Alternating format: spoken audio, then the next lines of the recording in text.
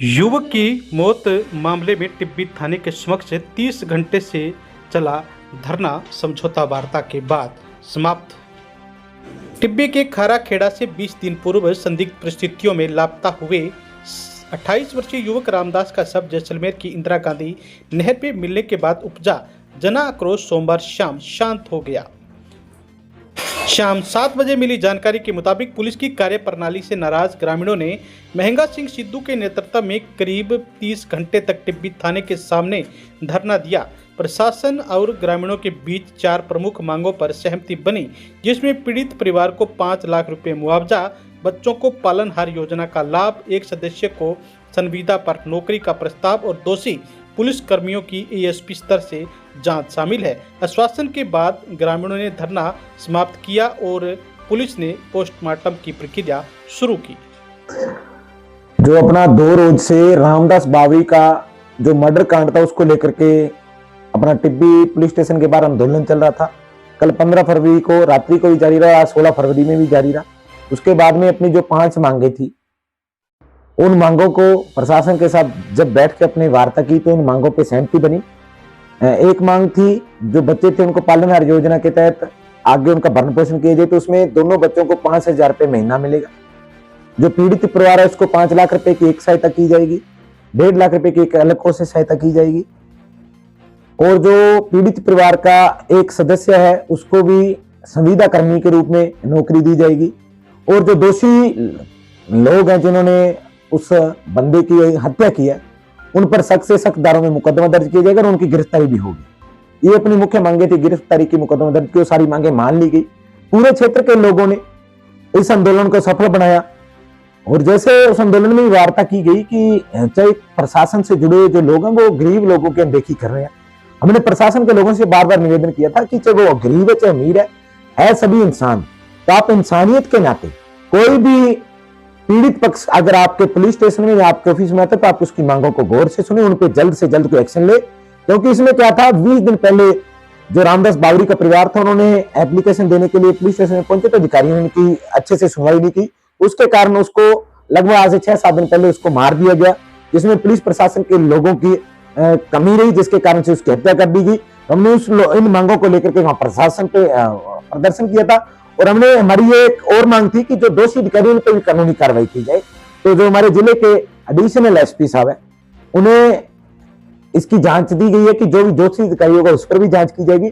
तो पूरे क्षेत्र के लोगों से, मजदूर भाईचारा से, किसान भाइयों से निवेदन करेंगे कि आप सभी एकजुट रहे और अपने बच्चों को ज्यादा से ज्यादा पढ़ाई लिखाएं, क्योंकि जो ये ग्रामीण क्षेत्र में जो घटनाएं घटित हो रही है इसका मुख्य कारण अशिक्षित होना है। अगर आप सभी लोग पढ़े लिखे होंगे तो आप समझदारी से कोई भी कार्य करेंगे, समझदारी से करेंगे। अब पढ़े लिखे ना होने के कारण ग्रामीण क्षेत्रों में ऐसी घटनाएं घटित हो रही हैं।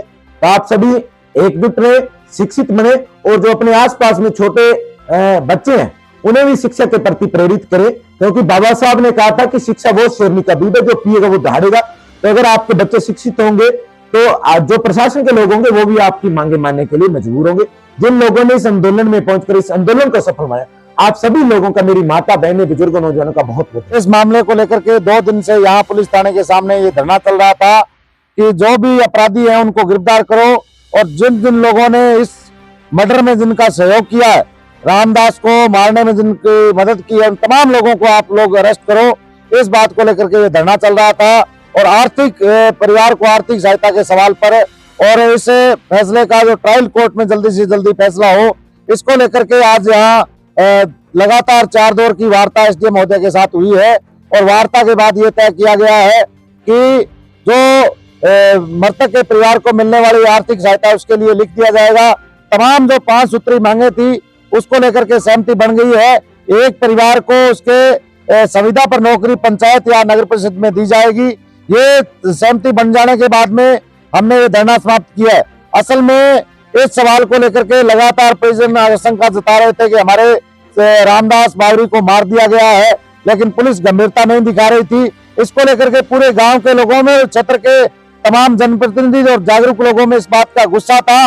इस बात को लेकर के यहाँ टिब्बी पुलिस थाने के सामने धरना लगाया था।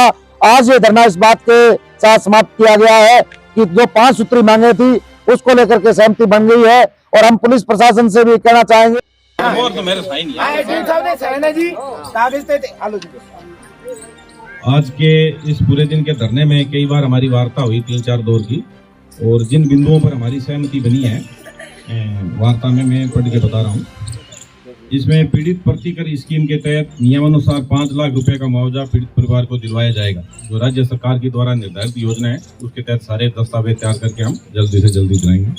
पीड़ित परिवार के 2 बच्चों का त्वरित रूप से कार्रवाई कर पालनहार योजना में रजिस्ट्रेशन करवाया जाएगा। इनके 2 बच्चे दोनों का शिक्षा के लिए जितना भी हमारा नियमानुसार उसमें है वो हम जल्दी से जल्दी कागज करके प्रस्ताव करेंगे।